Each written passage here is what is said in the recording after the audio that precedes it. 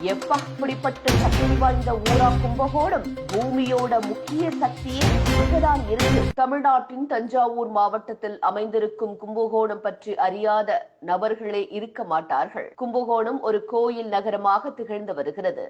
கும்பகோணத்தில் வெற்றிலைப்பாக்கு மிகவும் ஃபேமஸான ஒன்றாகவே இருக்கிறது. மேலும் உலகமே போற்றும் கணித மேதை ராமானுஜர் இந்த கும்பகோணத்தில் தான் பிறந்து வளர்ந்தார் என்று கூறப்படுகிறது. பழங்காலத்தில் சோழர்கள் தான் கும்பகோணத்தை ஆட்சி செய்து வந்தனர். அவர்கள் தங்களுடைய செல்வங்கள் அனைத்தையும் பாதுகாத்து வைத்துக் கொள்ளும் இடமாகத்தான் கும்பகோணத்தை வைத்து வந்துள்ளனர் என்று பல பாடல்கள் வழியாக நம்மால் தெரிந்து கொள்ள முடிகிறது. இந்த கும்பகோணம் உருவாவதற்கான வரலாறு என்னவென்று பார்த்தால், நாம் அனைவரையும் படைக்கும் ஆற்றல் வாய்ந்த கடவுள் பிரம்மன் உலகம் அழிய போகும் செய்தியை அறிந்தார். அப்போது படிப்பதற்கு தேவையான அனைத்து ஞானத்தினையும் ஒரு குடத்தில் அமுதத்துடன் அவரின் ஞானம் அனைத்தினையும் போட்டு கும்பம் போன்று உருவாக்கி அதனை இமயமலைக்கு மேல் வைத்து விட்டார்.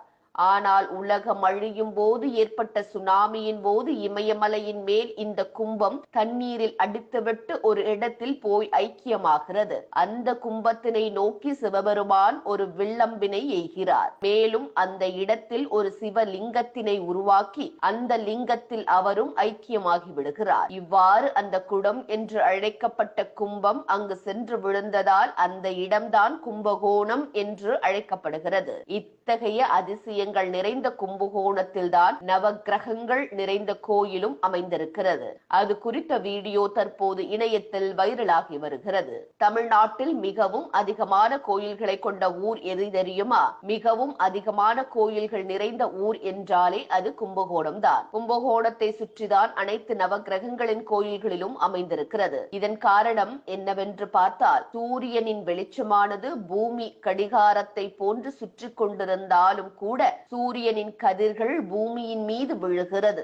மேலும் சூரிய கதிர்கள் பகல் மட்டுமின்றி இரவிலும் கூட பூமியின் மீது விழுகிறது. அவ்வாறு விழும் கதிர்கள் நேரடியாக படும் இடம்தான் இந்த கும்பகோணம். இந்த கும்பகோணத்தை சுற்றி நவக்கிரகங்களின் கோயில்கள் அமைந்திருப்பதால் சூரியனின் கதிர்கள் சுக்கிரனின் மீது பட்டு கும்பகோணத்திற்கு வரும், புதன் மீது பட்டும் கும்பகோணத்திற்கு வரும். இது போன்று ஒவ்வொரு கிரகத்தினுடைய கதிர்களையும் சூரியன் வாங்கி கொடுக்கும் இடம்தான் இந்த கும்பகோணம். எனவேதான் கும்பகோணத்தை சுற்றி நவக்கிரகங்களின் கோயில்கள் அமைந்திருக்கிறது. கும்பகோணத்திற்கு சென்று ஒரு நாள் இரவாவது தங்கி வர வேண்டும் என்று நம் முன்னோர்கள் கூறி வருவதற்கும் இதுதான் காரணமாக இருந்திருக்கலாம். மேலும் நல்ல வெளிச்சமாக இருந்தாலும் கூட புதனின் கதிர்கள் நம் உடலுக்கு கிடைக்கும். மேலும் இந்த கும்பகோணத்தை சுற்றி அமைந்திருக்கும் நவக்கிரக கோயில்களுக்கு ஒரே நாளில் சென்று அனைத்து கடவுள்களையும் தரிசித்து வருவது மிகவும் சிறப்பான ஒன்றாகும்.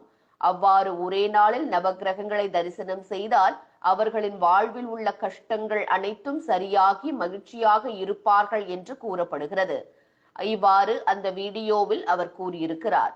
இந்த வீடியோவை பார்ப்பவர்கள் கும்பகோணத்தில் எவ்வளவு ஆச்சரியங்கள் நிறைந்திருக்கிறதா என்று நினைத்து வருகின்றனர். தற்போது இது குறித்த வீடியோ இணையத்தில் வைரலாகி வருகிறது. இந்த வீடியோவில் பேசியிருப்பது நடிகர் அனுமோகன். நவக்கிரக கோயில் அதிகமா எங்க இருக்கு உலகத்திலேயே? தமிழ்நாட்டுல எங்க? கும்பகோணத்தை சுத்தி தான் அனைத்து நவக்கிரக கோயிலும் இருக்கும். ரீசன் என்ன தெரியுங்களா? சூரியன் இருக்கல்ல, அதனுடைய வெளிச்சம் பூமி என்ன ஆன்டி கிளாக் வாய் சுத்திட்டு இருந்தாலும் அதனுடைய ரேசஸ் உழுகுதல்ல, any time, even night also இந்த ரேசஸ் விழுகிற இடம் தான் கும்பகோணம். சூரியனுடைய ரேசஸ் சுக்கிரன் மேல பட்டு கும்பகோணத்துக்கு வரும், புதன் மேல பட்டும் கும்பகோணத்துக்கு வரும்.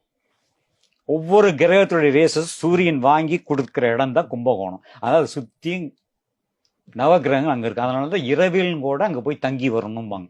அதாவது ஸ்டார் லைட் இருக்கு தெரியுமா, அந்த வெளிச்சத்திலும் கூட அந்த புதனுடைய ரேசஸ் உங்க பாடியில் கிடைக்குமா. அவ்வளவு பவர். அதனால நவகிரக கோயில் வலம் வர்றது ஒரே நாள்ல நவகிரக கோயில் பாரு ரொம்ப விசேஷம். எல்லா இதையும் பாக்குற மாதிரி.